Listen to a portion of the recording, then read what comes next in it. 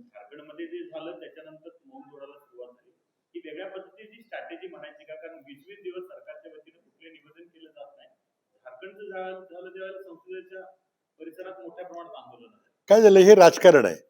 झारखंडमध्ये विरोधी पक्षाचं सरकार म्हणून त्याला टार्गेट करायचं. पण आज केंद्र सरकारची जबाबदारी नरेंद्र मोदी, अमित शाह, शिक्षण मंत्र्यांची आहे आणि त्या जबाबदारी स्वीकारून तुम्ही काही गोष्टी केल्या पाहिजेत. धर्मेंद्र प्रधानचा राजीनामा हा त्यांनी स्वतःहून नैतिक जबाबदारी स्वीकारून दिलेला नाही, हा विद्यार्थ्यांच्या प्रेशरमुळे आलेला आहे. परंतु आज जेव्हा राहुल गांधींनी त्यांना प्रश्न विचारले की विद्यार्थ्यांच्यावर गन्स वापरायचा, AK-47 बिहारमध्ये वापरायचा, पॅलेट गन वापरायचा, लाठी चार्ज करायचा आदेश कोणी दिला? कारण क्राऊड कंट्रोल करता आपण हे वापरत नाही, अश्रुधूर वगैरे. कुणीतरी वरच्या माणसाने सांगितल्याशिवाय तो होणार नाही. अमित शहाने तो आदेश दिला का? आणि समजा अमित शहाने दिला नाही, खालच्या खाली लोकांनी केलं, मग तुम्ही कसले अर्थमंत्री आहात, कसले गृहमंत्री आहात? म्हणून दोन्ही बाजूनी तुम्हाला त्या पदावर राहण्याचा अधिकार नाही, अशी काँग्रेस पक्षाची स्पष्ट मागणी आहे. आणि त्यामुळे अमित शहाना गेली 20 दिवस संसदेचा सामना करता आला नाही.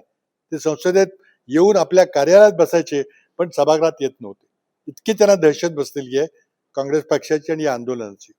त्यामुळे आता मला वाटतं याच्या घटका भरलेल्या आहेत. This is the beginning of the end of the Modi government.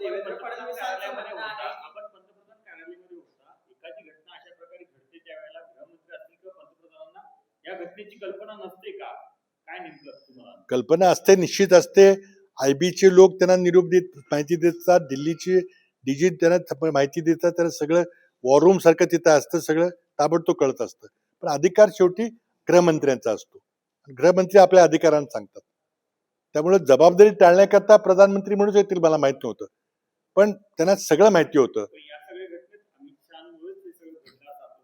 नाही बघा, आपल्या घटनात्मक तरतुदीमध्ये काम करताना आपण मंत्रीपद किंवा विभाग असतात त्यांची जबाबदारी असते.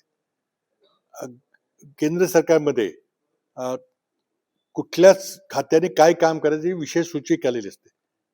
डिव्हिजन ऑफ वर्क म्हणून एक पत्रिका असते, त्यामध्ये कोणी काय करायचं, युद्ध झालं तर संरक्षण मंत्र्यांनी करायचं, परराष्ट्र खात्याने काय काम करायचं, सगळं लिहिलेलं असतं. त्यामुळे कायदा सुव्यवस्था, दिल्लीची व्यवस्था ही केंद्रीय गृहमंत्र्यांच्याकडे असते. नाहीतर आपण बघितले घटनेमध्ये कायदा सुव्यवस्था राज्य सरकारचा अखत्यारीचा विषय असतो. पण दिल्लीमध्ये खास बाब अशी आहे की दिल्लीची कायदा व्यवस्था केंद्रीय गृहमंत्र्यांच्याकडे असते. त्यामुळे जबाबदारी निश्चित आहे, कुणाची जबाबदारी.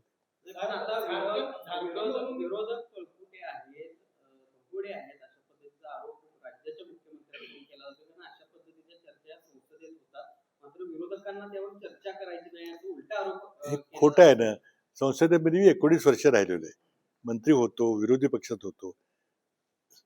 अध्यक्ष तुमचे आहेत, तुम्ही कार्यक्रम पत्रिका ठरवायची असते.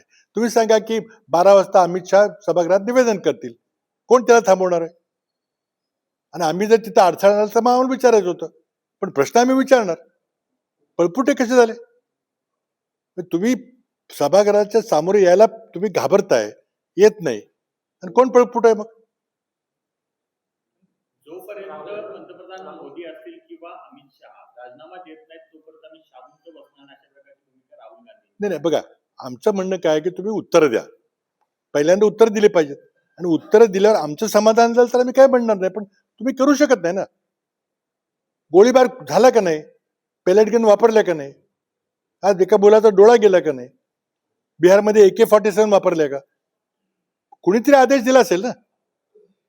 तुम्ही सांगा ना, मी नाही दिला, मला माहित नाही कोणी केलं. मग तुम्ही नालायक गृहमंत्री आहात, म्हणून राजीनामा दिला पाहिजे. आधी उत्तर द्या आणि आमचं समाधान करा ना. तुम्ही सभागृहात आला नाही, हा घटनेचा अपमान आहे, लोकसभेचा अपमान आहे, देशाच्या जनतेचा अपमान आहे.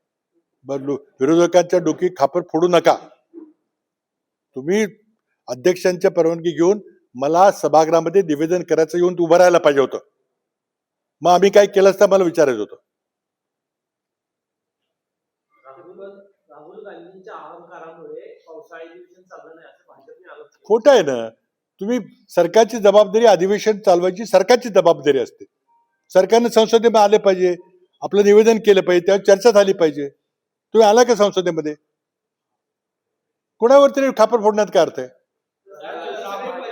प्रल्हाद जोशी असं म्हणले राहुल गांधी स्टँडअप कॉमेडियन आहे. ते बघा, विरोधक आहेत, कोणी काय म्हणतं कोणी काय म्हणतं, ठीक आहे. ते प्रल्हाद जोशीला आपण सिरियसली घेतो का कधी? काय म्हटला तो माणूस की काँग्रेसच्या राज्यामध्ये वीज पुरवठा काँग्रेसने दिला नाही म्हणून लोकसंख्या वाढली. अशा अकलीच्या जाती तोडणारा माणूस आज शिक्षण मंत्री आहे. लाज वाटली पाहिजे सरकारला. साहेब, राहुल गांधी आणि संदीप दीक्षित एका कार्यक्रमामध्ये महिला राज्यांसंदर्भात एक वादग्रस्त वक्तव्य केले.